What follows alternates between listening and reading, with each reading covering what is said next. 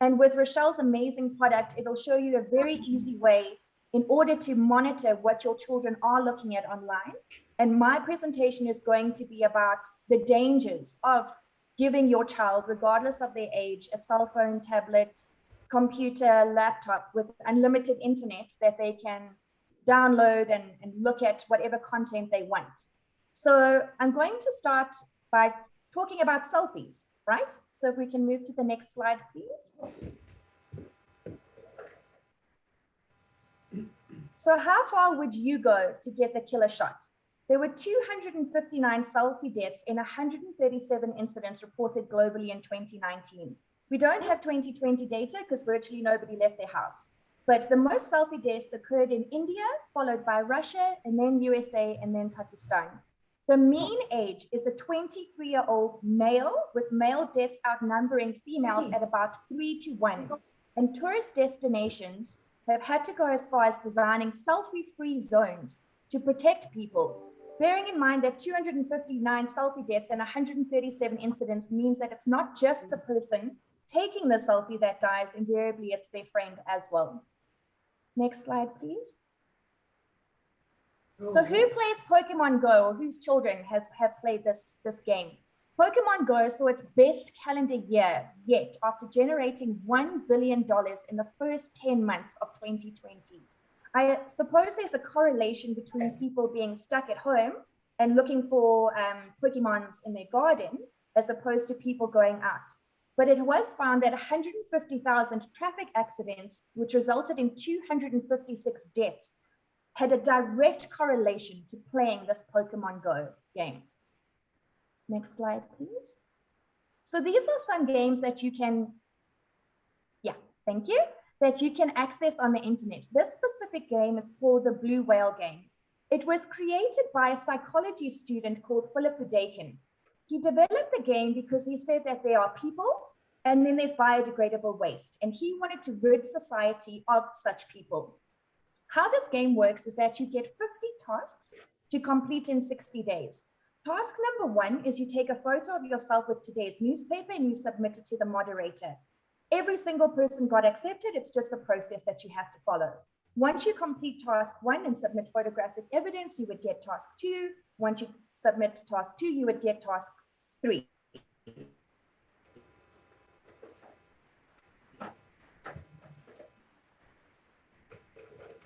So 50 tasks, 60 days, and so far 600 children globally.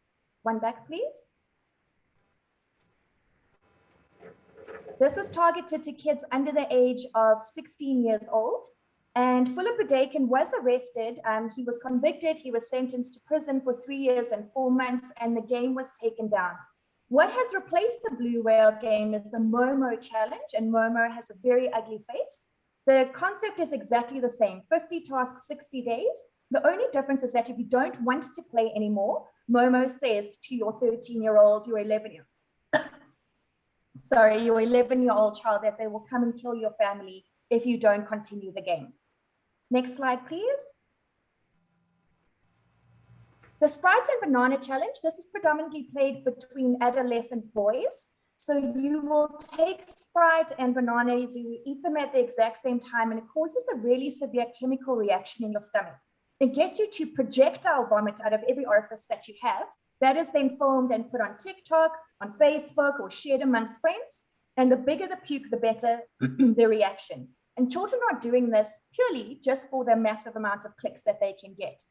So if you have a child that is due for a dentist appointment, please ask the dentist to check what their enamel looks like on the back of their teeth, as well as their throat, and if their throat is raw. Either that child is bulimic or they are playing the Sprite and Banana Challenge. Next slide, please.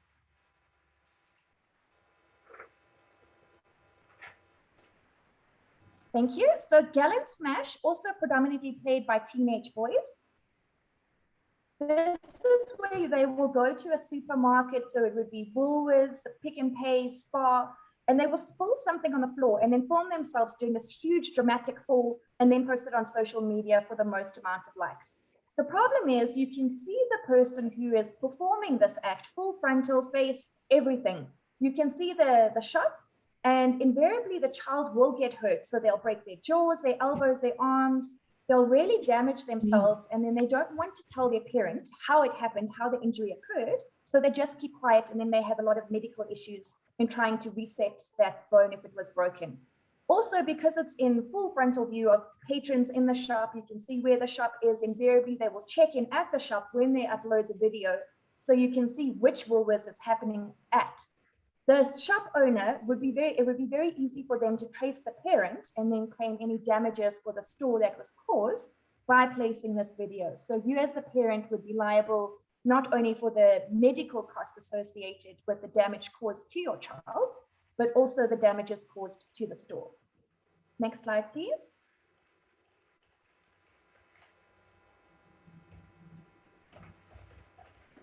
So this is the Kylie Jenner lip challenge, and it's quite an easy thing to do. You'll take a normal drinking glass or any sort of round cup, you'll put it around your mouth, and you'll create a suction so that it plumps out your lips.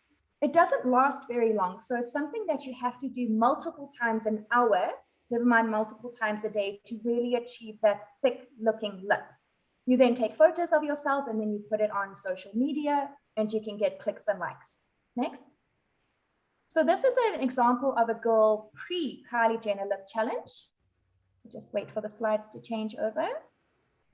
Okay, so this is her pre the challenge. Next picture is her after doing the Kylie Jenner lip challenge. The problem is that she has done this so many times that this is not a bruise, it's a permanent mark. So yes, the swelling will go down, but she's actually physically burst the blood vessels in her lips so that this is what she is going to look like for the rest of time, and no makeup is going to cover it. So if you have a child at home that is hiding their mouth, chances are this is the game that they're playing. The weirdest thing is that I saw recently on One Day Only a kit that you could buy, a proper lip plumper kit that would do this for you. So you don't have to physically suck and create the suction. You just push a button and then it will create the suction on your lips so that it can plump out your lips. But it's very, very dangerous. Next slide, please.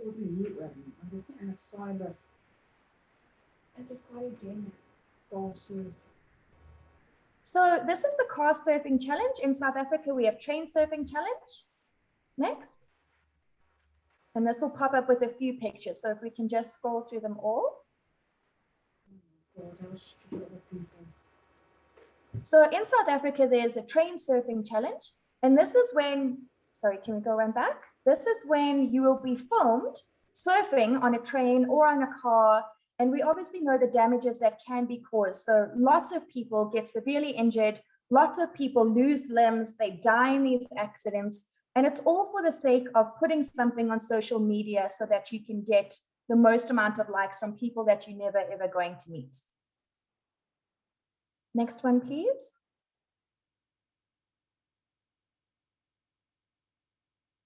The sunburn aunt challenge. So young girls would generally do this on their stomach. Young boys will do it on their back, on their shoulders, and on their lower back. This is where you'll put a pattern on your skin with sunscreen on and go sit out in the sun until it burns that pattern into your skin. And then you would take a photo of that and share it with your friends, post it on social media so that you can see the design that you came up with. Next slide, please.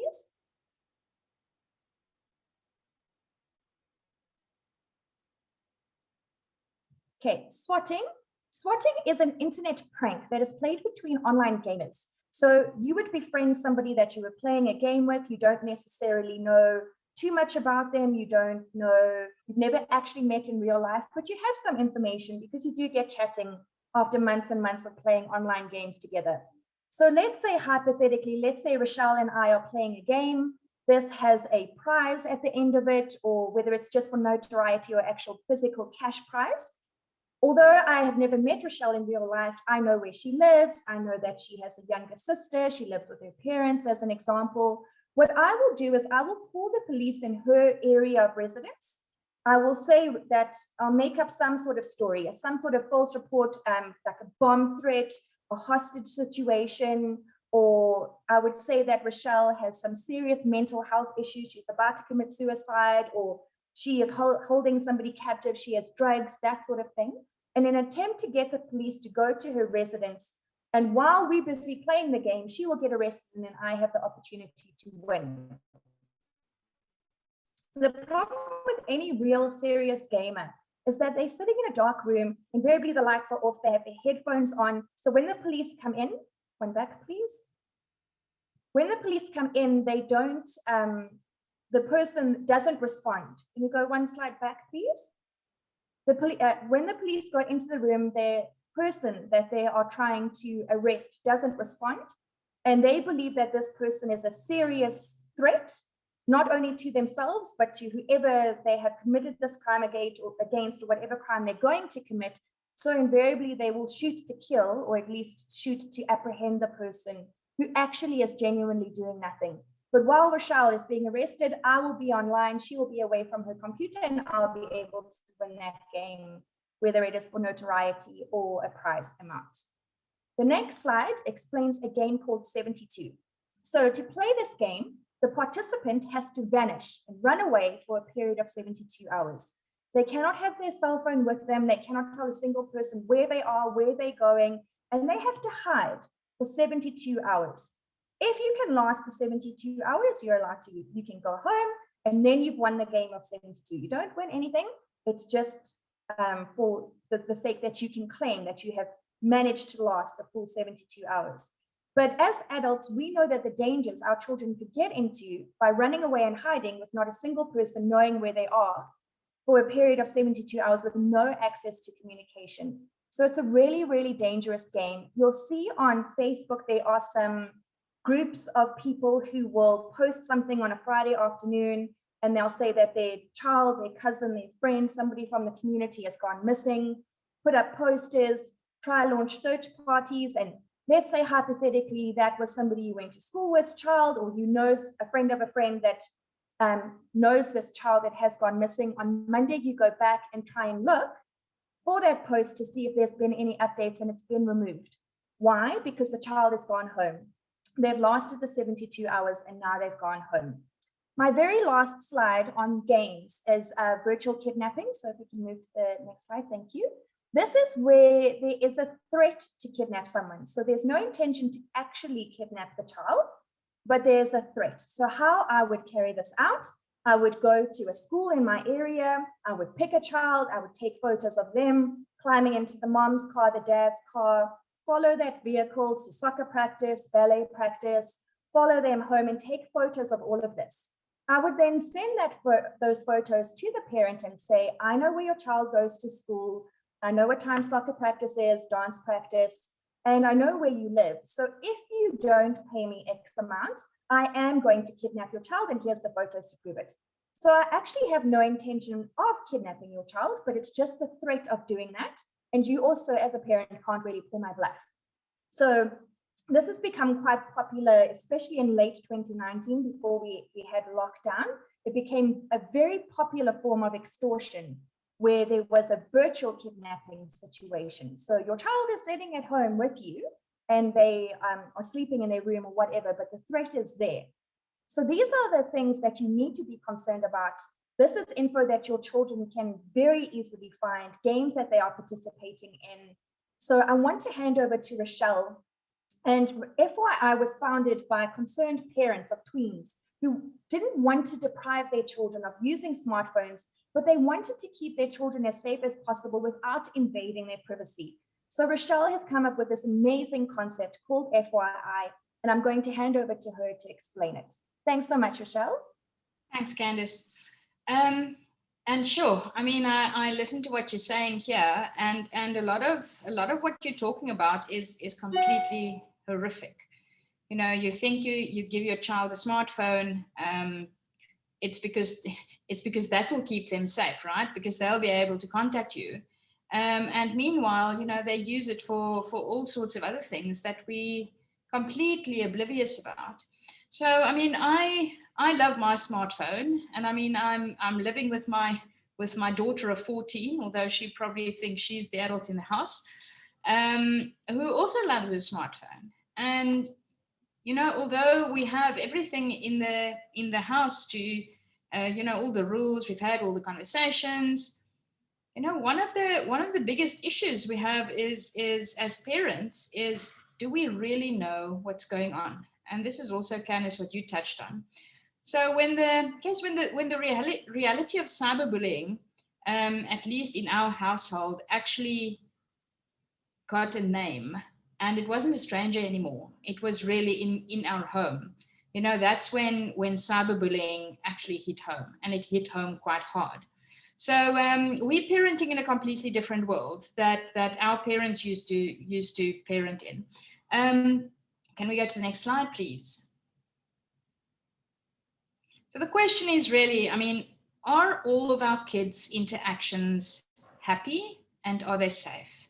I mean, we talked about now, Candice touched on, I mean, online games. We as parents, we typically would go and look at some of our kids' WhatsApp messages, but we don't really know what's going on in online games. And sometimes in online games, you don't even have the history of the interactions that they've had before. The next slide, please.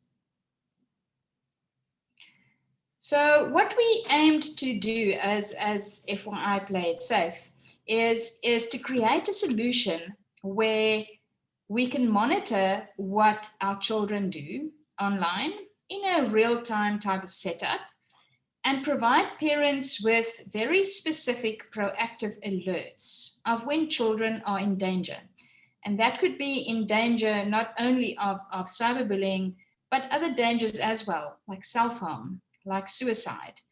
Sometimes cyberbullying actually goes as far as pushing kids over the edge. We've just seen, I think it was sometime last year on Carte Blanche, where once again, one of the kids in one of their school chat rooms were bullied to such an extent that she actually went into the garage and she hanged herself. So what we did was, right in the beginning, next slide, please, we did a piece of research between some parents, and we launched it online to just get an idea of, are parents actually worried about this? Because when it hit home in my own household, I thought surely other parents must be worried about this as well. And you can see there that, the large majority of parents are worried about things like stranger danger. Who am my child talking to? About things like pornography or sexting. And what was surprising is the impact on social skills, was rated almost the lowest. But that is one of the highest areas that we should also be concerned about. As Candice was saying, things like posting something purely to get a like, or purely to get a comment, or see a response from someone else. So only one person said they were not worried about any of those aspects. So they must have a little angel as a child. Next slide, please. So the next thing that we wanted to determine was, if parents are saying that they're worried about all of these aspects, what do they do about it? So do they monitor their child's usage? Do they look at what they're doing online? Do they go as far as going through each and every one of their child's messages? And you can see here that, I mean, a number of different aspects that people do, but a lot of them, monitor it in such a way that they'll touch on some aspects. But as you know, I mean, our children use so many different applications that it's actually quite difficult to go through each and every one of their messages, to go through each one of their social media accounts, to see what they're posting, to see what they're commenting on, to see what they're liking, going as far as reading their messages, reading their direct messages, going into their online games. I mean, it's just never ending if you had to do that. Next slide, please. But where one of the real dangers also come in is, and this is not research that we've done. This specific slide is research that was done by an external party, is asking whether kids have actually met with someone that they've met online over the last year, i.e. they didn't know this person in person before, they met them online, and 42% of kids got to know someone online. More than 50% of those kids then went one step further and actually met this person face to face. Now, we sometimes think that sitting behind a screen is not that dangerous because you've got, there's someone sitting on the other side. It's a little bit removed to what you have if it's in the same room. But very quickly, this person and who they present themselves to be could be something completely different than what they are. So when we grew up, my mom used to say, you don't take sweets from someone sitting in a van. This is what we're talking about here. You can stay on that slide. The next area of what we talked about as well before is, you can just go to the next slide. There we go, is what type of applications do kids use to communicate online? Now you can see, these are all the ones on screen are all the ones that are quite well known. So, 90% on WhatsApp, 60% on Insta, Facebook Messenger, etc., etc., etc. And you can just click again. But the question is, what about the others? When we went through this final level of testing on FYI Play It Safe, and to look at what gets picked up, to look at how good our machine learning is in this application, I was absolutely horrified. Things like Omegle. I don't know who of you have heard of something like Omegle.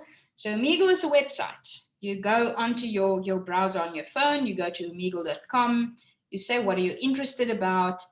And it matches you to a random stranger.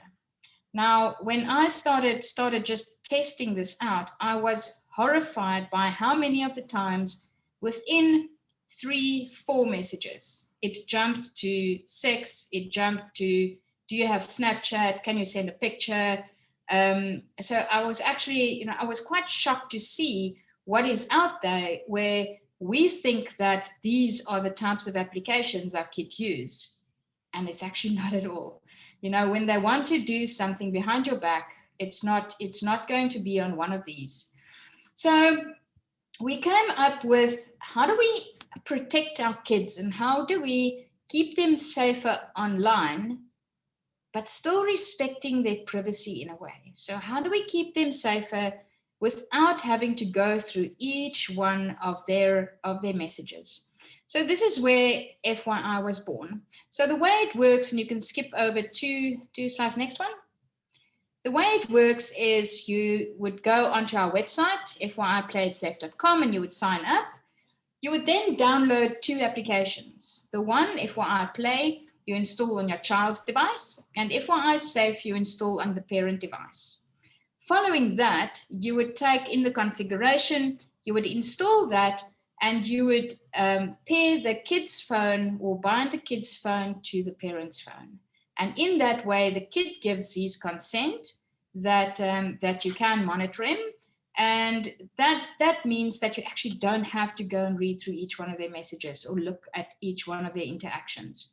You can then sit back and relax and wait for FYI Play to monitor what your child is up to.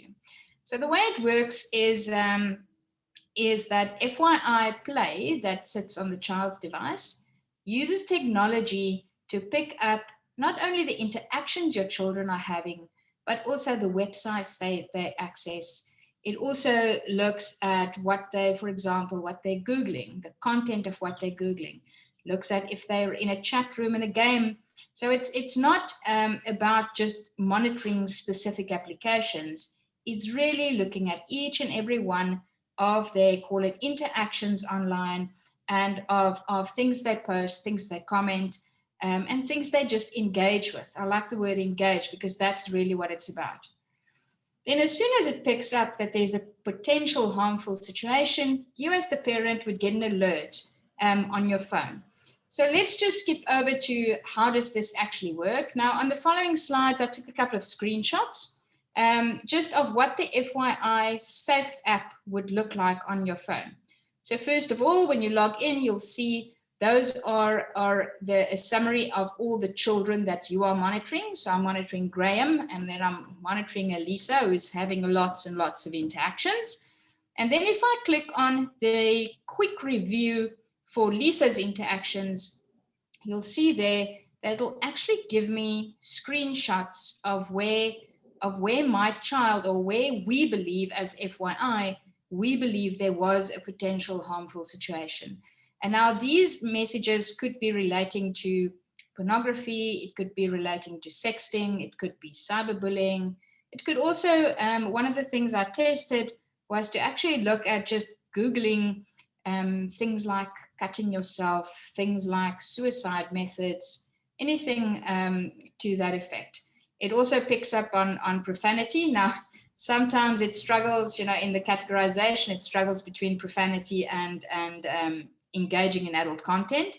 But I'm sure we know why. But that's just, it presents you with the actual screenshots of where we believe there's a harmful situation. Now, if we go one step further, you can just go to the next slide. Then if you go to the dashboard of that specific child, you'll be able to see the time that they've spent online, and you can toggle between daily, weekly, monthly, and it'll show you the number of apps that they've used and the number of alerts. Now, unfortunately, the screenshot I've got here doesn't show you the time, but those little wheels will also show you just how much time they've spent in each one of those blocks of time.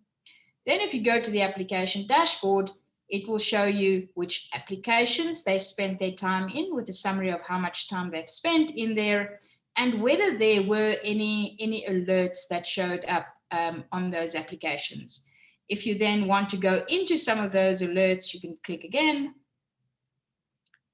It will come up with the categories of what we're monitoring, whether they were engaging in adult content, whether there were signs of cyberbullying. Now, important to note that it's not necessarily that your child got bullied, but it could also be an indication that your child was the bully.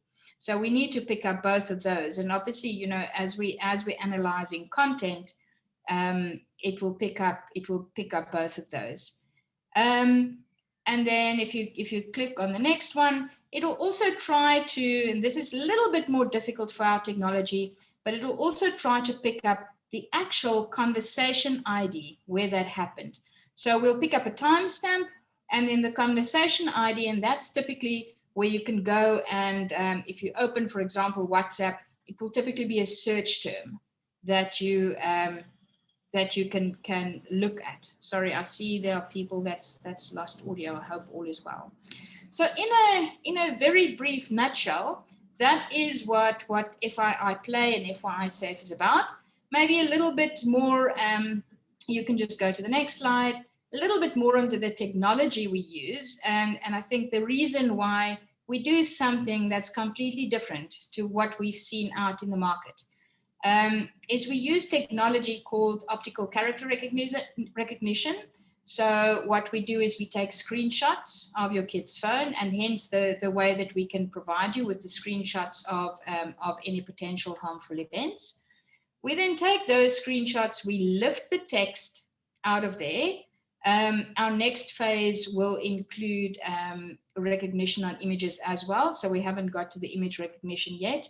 But it lifts the text and it then runs the text through our machines to analyze the content of the text and to start categorizing whether there's any signs of potential harmful events. And yeah, that is how you'll then get alerts. I see I've got a number of questions in the chat. How yes, we do. Oh, should I do them or should we? Go ahead. Sure. Go ahead. I'll pose them to both Absolutely. yourself and to Candice. Thank you so much, both of you. Very scary information, but at the same time, good that we know so that we don't bury our heads in the sand. So Meryl Smith has asked, how good is the app in picking up children's new lingo, as in talking in acronyms, and also any of the official South African languages? So the kids' lingo is actually, I mean, they even speak in emojis nowadays, so we are learning our machines to pick up their new slang, teenage slang. So also good to note that we're not only using our own phrases, but we've also got a data set from one of the European countries that we're also running this. So we're running it through our own machines. We're running it through 2 different data sets, bringing it back to our own learning. So we're quite comfortable at the moment that we will, and as things progress, so the lingo that they use today will not be the same in 2 or 3 weeks' time. So as that progress, we are teaching our machines, and it will pick up all of that. I gave my daughter one of the devices that we're testing on, and I must say I'm quite confident that in her conversations with the friends, it picked up quite a number of these. So quite comfortable that we do pick that up. We only at the moment monitoring in English, but as we progress, we will monitor in other languages as well, not only South African languages, but also some of the other major European languages that will also be next up. Awesome. Yes, as the app develops, so will the improvements be made. Okay. We have got another question from Nadia. Sorry, before we jump back in there. Would kids be able to delete it off their phones?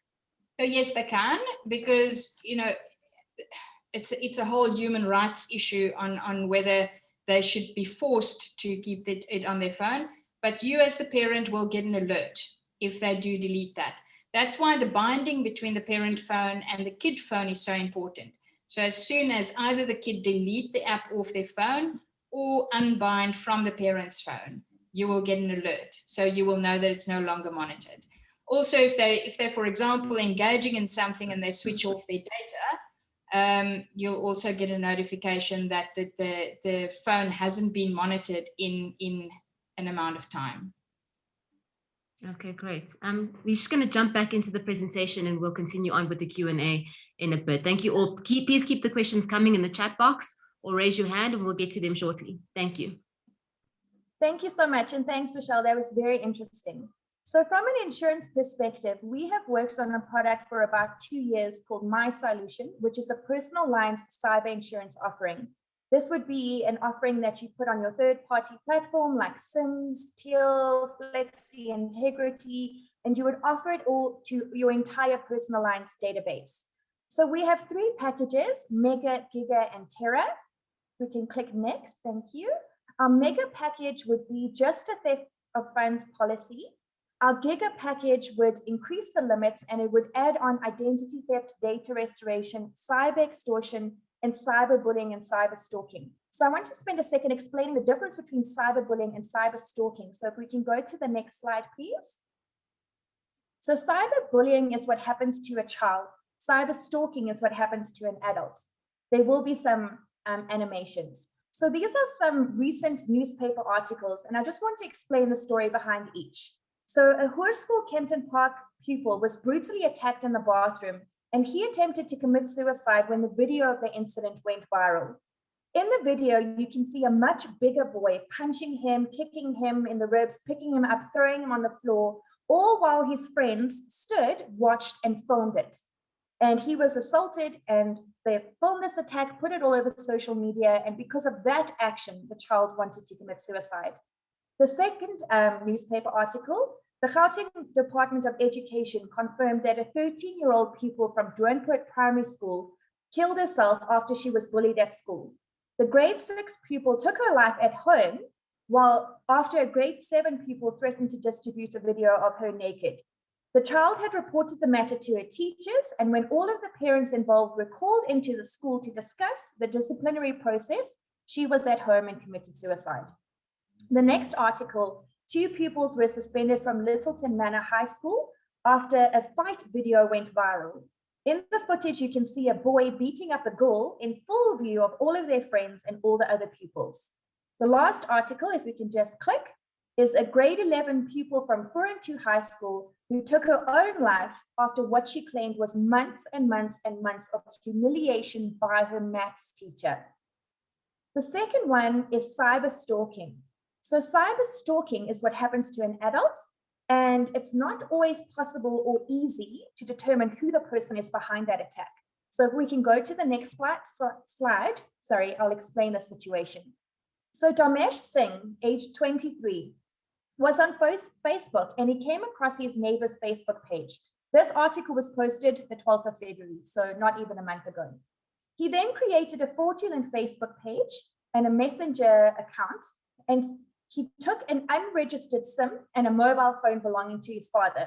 He started messaging his neighbor. He threatened to kill him, rob him, had photos of his house. He would even go as far as to say that he's going to rape his wife and kill the security guard if that neighbor did not put 50,000 Rand in his postbox, which someone would later collect.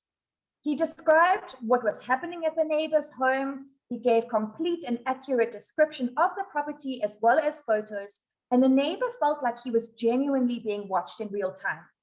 Singh, the person who is sending these messages, has a financial accounting degree from Varsity College, and he said when they managed to catch him that he was suffering from depression, but he had no prior incidents, altercations, or any problems with this neighbor at all. The magistrate sentenced Singh to pay 60,000 Rand fine or 2 years in prison, which is wholly suspended for a period of 5 years on condition that he is not convicted of extortion or cyber stalking during the period of suspension. So this is something that could happen to any of us. You are completely innocent, have done absolutely nothing wrong, haven't had an altercation or a fight, and just because the gentleman happened to find the Facebook page, these were the sort of messages that he sent. So if we can go back to the next slide, please. Our third package is called Terror, and that would be increasing all of the limits, and then it adds on your 3 liability modules. So our cyberbullying, cyber stalking module seems to be the favorite. And what that does is it will pay for the cost of a professional to remove the online material that has been posted about you or your child. It appoints somebody to manage and protect your reputation. There is an upfront payment for you or your child to go and see a psychologist because you're a victim of cyberbullying or cyber stalking. And if that psychologist determines that your child has to be moved to a new school, there is an additional upfront payment for things like school fees, registration fees, school uniforms, whatever you would need those funds for. We can go to the next slide, please. So in terms of the monthly premiums of our cyber offering, our mega package is going to cost you 15 Rand a month. To add your spouse or a maximum of 3 children is 16 Rand 50. To add your spouse and 3 children is a total 18 Rand. You can see the prices for the other packages. A child is defined as any dependent person under the age of 21, but we can extend that to age 25 if they are a full-time registered student.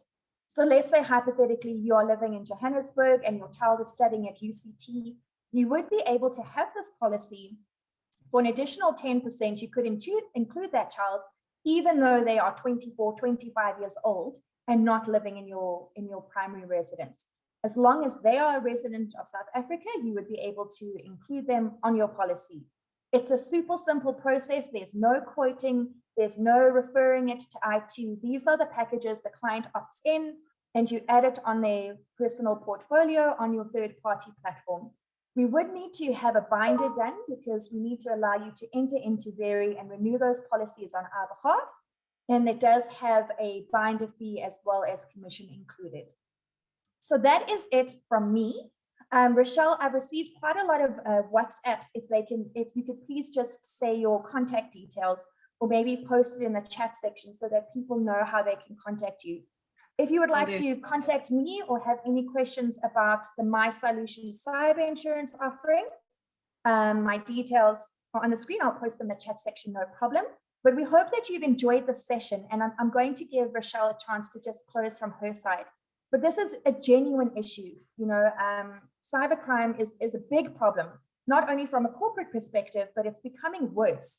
And now that we're all sitting at home and children are bored and they don't want to watch TV and they don't want to attend class, so they sit on their computers and they manage to navigate to sites that they really shouldn't be looking at.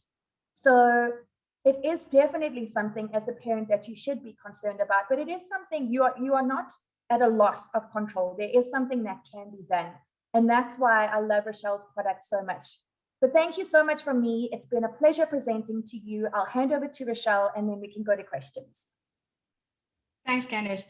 Thanks everyone for attending and for the great questions. I think you know, we're all in this together. I mean, we're not going to go to a future where the likes of smartphones will disappear.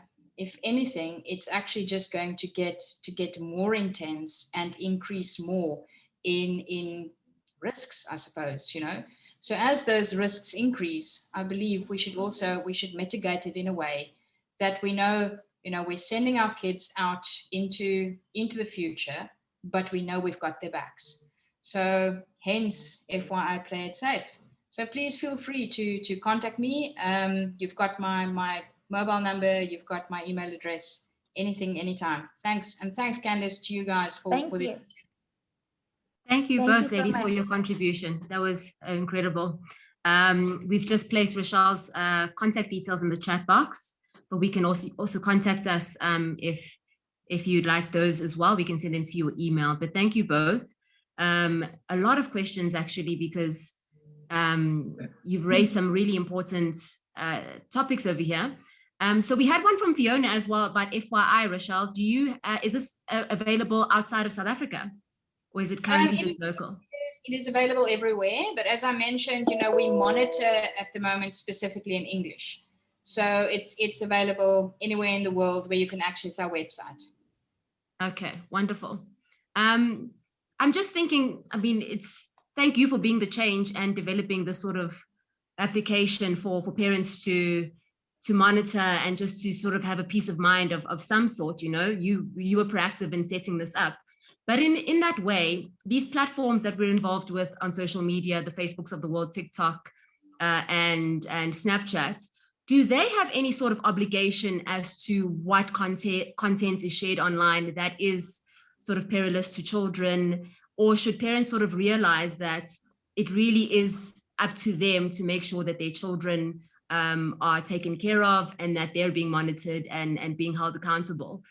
Because, some may say, the Facebooks and the Mark Zuckerbergs of the world need to be stepping forward and saying, please take care of our children by, enforcing regulations and things like that.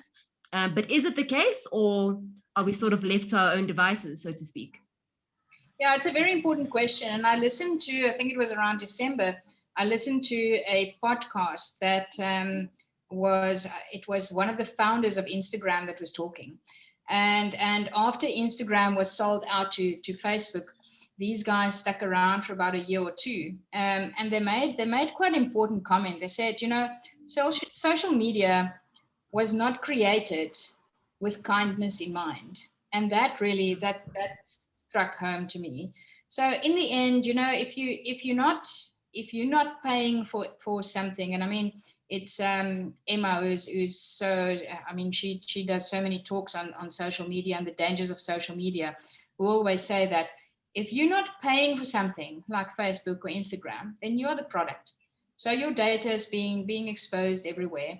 If you go and read the terms and conditions of the likes, I think of Snapchat, for example, every image that you send on Snapchat becomes their images. So they can use advertisements, they can use it anywhere. So actually, the terms and conditions of all of these applications are very one-sided. It's not written with kids or parents or anything like that in mind. It's really about their business model. Yeah, and it's becoming increasingly, when I was growing up, it was sort of, you'd get a cell phone when you were 18, but that's becoming more and more impossible. So the younger, the user on the other end, the more we need to protect ourselves. So you've provided very important information today. Thank you. I think we had a question, a hands up, actually. I believe it was from Chanel. I don't know if you still are online. If you wanted to ask us a question, Chanel, you had your hand raised earlier. Mamweti, there's another question on the Q&A while we wait for Chanel. Can one utilize this as a sort of evidence building case in criminal offenses? So can this be used in a court of law? So I guess the question is if you still have the messages on your phone, right? Any, for example, messages that you have on your WhatsApp that you can trace to a specific number will be able to use as evidence. So as long as we have that tracing mechanism, it should be able to be used. Okay. Thank you. Elaine has shared this comment. She says this should be shared on the Facebook page, The Village. It's a page aimed at parents of teens and is 40,000 strong. It's a hot and recurring topic. One parent had their bank account emptied by their teen via Fortnite. They may charge a small fee for paid content. So yeah, maybe we could share all of this information via that Facebook page called The Village. Yeah, I will definitely, Elaine, I have contacted Vanessa Raffaeli. I think it was about a week ago. So I'm definitely planning on sharing this in The Village as soon as we go live, which should be later in this week. Perfect, perfect. Another question from Tammy. She asks, is this a personal cyber cover that can be a standalone with I2, Candice? Absolutely, yes. So how this is done is on your third-party platform as a standalone policy. Pollard has included my solution automatically into their private version free wording. It will be added into their prestige wording, which is set to launch 1 December. But for anybody else, regardless of who their underlying policy is, you can place this with I2 as a standalone policy. So please feel free to reach out and we'll get some questions. Okay, awesome. We have a question from Heidi. Who has access to the tracing mechanism? If you're talking about the FYI Safe, i.e. the parent app, the way that works is you scan a QR code on your kid's device, you scan with the parent device. You then have to type in a very specifically generated code on the kid device, which generates another code to be typed in on the parent device. So there's a lot of encryption that we've implemented between the, call it the kid device and the parent device to make sure that only those two devices have access to this. You also have if you're contacting our support people, the only way that they can get access to see if something has gone wrong is if you provide them with a very specifically generated device ID. And it's actually quite difficult to get to that device ID. So we can't do it the other way around. So even from a support perspective, we can't get into that level of content because, protection of personal information, all of those regulations, we can't, even our support people, just give access to the data. So it's really the bonding mechanism between the parent and the child. That's it's only the parent app. Great. Hope that made sense. Can I just quickly ask, sorry, I just responded. Can we get your product brochure? That was from Meryl Smith. So I have attached our playbook, which you're welcome to share with clients as well as internally. It's super sexy and we spent a lot of time creating it. So please feel free to download that from the chat. And then I see there is a question from Kirsten and then one from Cameron. Yes, Kirsten asks, if you have more than one device for your kid, can FYI work on multiple devices or does FYI need to be purchased per device? So we started off having only one package for a family, but we now have, if you have a single child, we worked it the other way around. You don't have to pay the full family package price. So you can either buy the family package where you have access to monitor 4 devices, or you purchase a one only device option. So you can monitor all of them.